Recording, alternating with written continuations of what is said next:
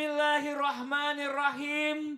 Assalamualaikum warahmatullahi wabarakatuh.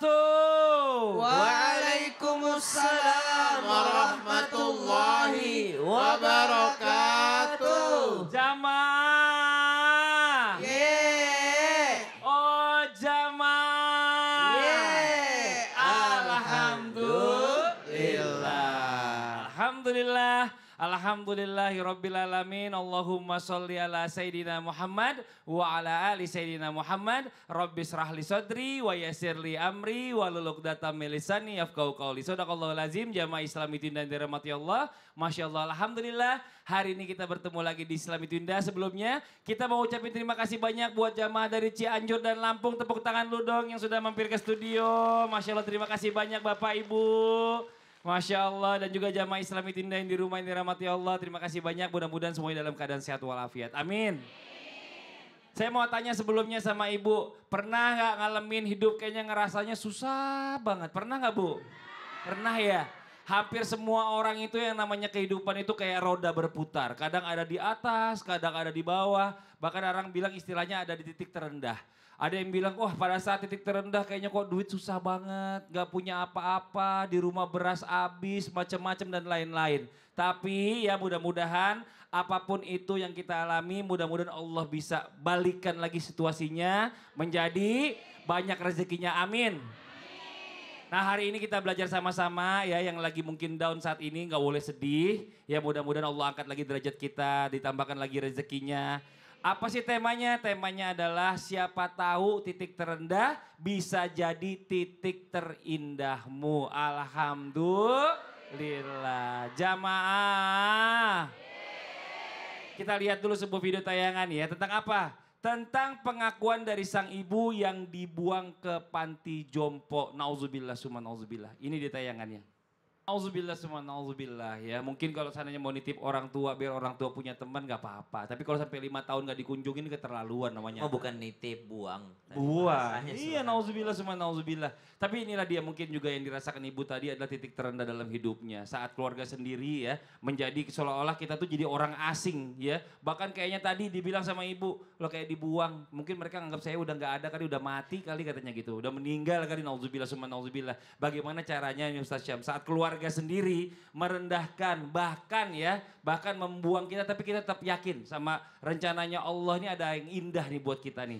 Tapi jujur aja, mungkin bagi kita atau mungkin bagi orang yang mengalami hal itu sulit ya, sampai nggak habis pikir kok keluarga sendiri bisa bikin down mental kita gitu. Kok bisa bikin jadi kita kayak gini gitu. Mau dijelasin penjelasannya Ustaz Syam? Tepuk tangan buat Ustaz Syam. Terima kasih Bang Fadli, tapi guru kami Ustaz Maulana, Ustaz As'ad serta para alim ulama yang dimuliakan Allah Subhanahu wa taala. Nabi kita sallallahu alaihi wasallam adalah manusia yang paling mulia tapi juga menjadi manusia yang paling berat ujiannya. Apa yang dialami di dunia ini itu juga Allah skenariokan dialami oleh Nabi sallallahu alaihi wasallam. Ada yang merasa sendirian di sini, tidak punya orang tua, tidak punya keluarga, segala macam. Nabi SAW disebut dalam Al-Quran.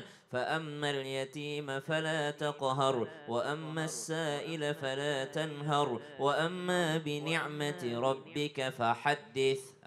Allah katakan, وَوَجَدَكَ يَتِيمًا فَآوَى. Nabi itu orang yang yatim, artinya sendirian, gak ada yang ngurusin. Pada saat itu ada yang ngurusin pun subhanallah bukan orang yang mampu. Nabi SAW menjadi orang yang berjuang sendirian. Tapi Allah mengingatkannya untuk apa? Wa amma bi ni'mati rabbika fahaddits. Jadi kalau dikatakan bagaimana menjadikan titik terendah tidak punya keluarga menjadi titik terindah, yang diingat adalah nikmatnya Allah Subhanahu wa ta'ala. Siapa lagi Nabi Allah yang mengalaminya? Ada seorang Nabi yang berjuang mati-matian dengan penuh cinta kepada anaknya. Tapi ternyata terpisahkan dengan anaknya. Siapa dia? Nabi Nuh alaihi salam. Dia sayang, dia cinta terhadap anaknya. Tapi Allah katakan, innahu laisa min ahlik. Itu dia bukan keluargamu. Dipisahkan oleh Allah Subhanahu wa ta'ala. Maka yang menguatkan Nabi Nuh alaihi salam SAW, rasa cintanya terpatahkan, dia sayang kepada anaknya. Apa yang menguatkannya? Imannya kepada Allah Subhanahu wa Ta'ala.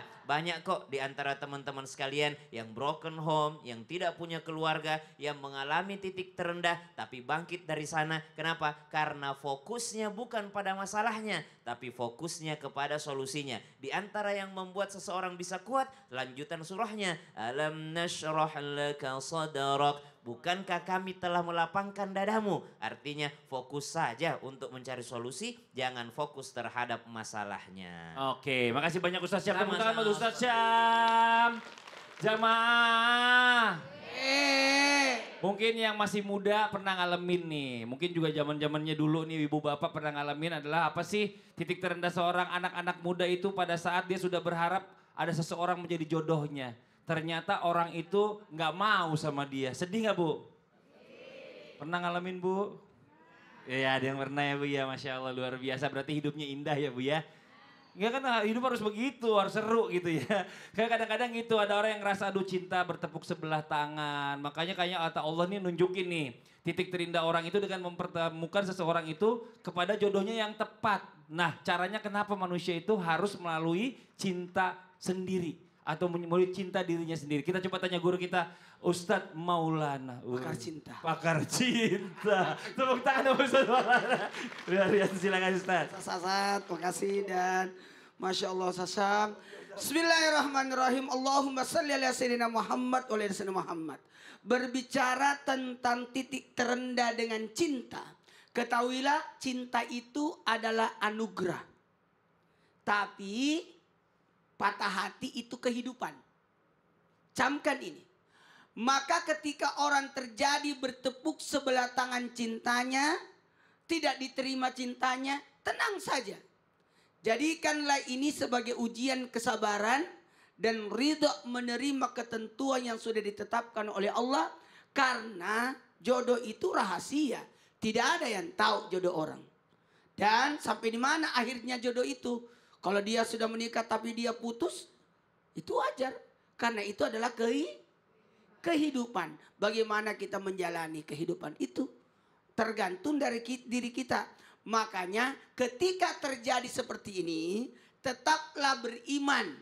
Jangan lupa, ingat tetap beramal soleh. Jangan gara-gara putus cinta menyebabkan dia tidak sholat, menyebabkan dia jauh dari Allah. Karena ketahuilah, cinta yang sebenarnya adalah cinta kepada Allah.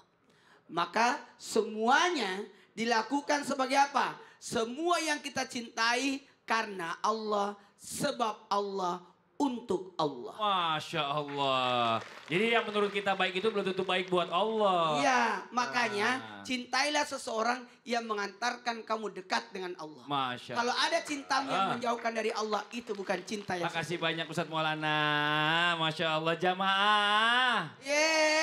Sebelum lanjut kita lihat dulu ada video lagi nih yang mau kita saksikan sama-sama. Tentang apa? Tentang maaf ya mama. Coba kita lihat videonya, ini dia. Ya Allah, sedih banget ngeliatnya Ustadz Asad ya. Tapi gitulah yang namanya manusia, anak itu sama semuanya. Ada kelebihan, ada kekurangannya. Mungkin anak orang lain punya kelebihannya banyak, anak kita ada kekurangannya. Tapi jangan-jangan anak kita juga kelebihannya lebih banyak juga dibanding anak orang lain. Kitanya aja nggak tahu. Nah itu dia, kadang-kadang banyak orang tua yang kurang mengapresiasi anak. Ternyata anak ini juga pengen yang dipuji. Pada saat dia berprestasi dipuji, dihargai sama orang tuanya. Tapi kayaknya orang tuanya tuh ya, dia nggak mendapatkan itu dari orang tuanya. Nah, apa yang harus dilakukan? Mau dijawab penjelasannya Ustaz Asad? Tepuk tangan buat Ustaz Asad. Izin Ustaz Maulana, Ustaz Syams. Jamaah, berbakti kepada kedua orang tua adalah ibadah yang Allah sangat tekankan bagi siapapun. Wa qadha rabbuka alla ta'budu illa iyyahu wa bil walidaini ihsana. Allah sejajarkan perintah untuk tidak menyembah selain Allah dengan perintah untuk berbuat baik kepada kedua orang tua, Bu. Bayangkan. Perintah itu sejajar. Wa qadha rabbuka alla ta'budu illa iyyah. Jangan kamu menyekutukan Allah dan wabil walidaini ihsana. Berbuat baiklah kepada kedua orang tua. Bagaimana kalau ternyata orang tua kita merasa tidak dihargai, tidak diapresiasi? Yang pertama, Semua orang tua pasti menginginkan yang terbaik untuk anak-anaknya. Itu pasti, Bu. Betul, Bu? Ibu mau yang terbaik untuk anak-anak ibu kan? Pasti. Tapi kadang kita sebagai anak mungkin nggak mengerti apa yang orang tua kita inginkan. Karena kan perbedaan generasi, Bu. Ibu ini generasi apa? Baby boomers mungkin? X ya? Enggak ya? Baby boomers sepertinya ini ya. Sementara anak-anak sekarang generasi Z, generasi Alpha sehingga mereka tidak mengerti. Yang kedua, orang tua itu tidak mungkin ingin mencelakakan anaknya. Kasih sayang Allah terhadap seorang hamba melebihi kasih sayang ibu terhadap anaknya. Dan seorang anak yang ketiga tidak akan pernah bisa melawan orang tuanya. Itu. Jadi kalau kita kecewa dengan orang tua kita merasa orang tua kita tidak menghargai kita, jangan langsung berprasangka buruk. Karena bisa jadi mungkin kita yang tidak mengerti bahwa orang tua kita dalam diamnya selalu mendoakan kita di dalam tahajudnya. Dan yang terakhir, ridho Allah tergantung kepada ridho orang tua. Ridho Allahu fi ridho walidain. Tapi memang kadang ada orang tua yang kayak gitu ya Ustaz Asad ya. Maksudnya dia nggak mengapresiasi anak di depannya langsung. Tapi ternyata di belakang anaknya dia sangat membanggakan anaknya. Buat anak-anak gak usah sedih kalau orang tua nggak mengapresiasi atau menghargai di depan kamu. Tapi di belakang yakin orang tua pasti bangga sama anaknya. Tepuk tangan dong buat Ustaz Asad. Makasih banyak Ustaz. Nah ini buat jamaah Islam itu yang ada di rumah jangan kemana-mana. Setelah ini kita lanjutkan lagi pembahasan kita tentang tema yang luar biasa. Siapa tahu titik terendah bisa jadi titik terindahmu. Yang di rumah Jamila Channel tetap di Islam itu indah. Jamaah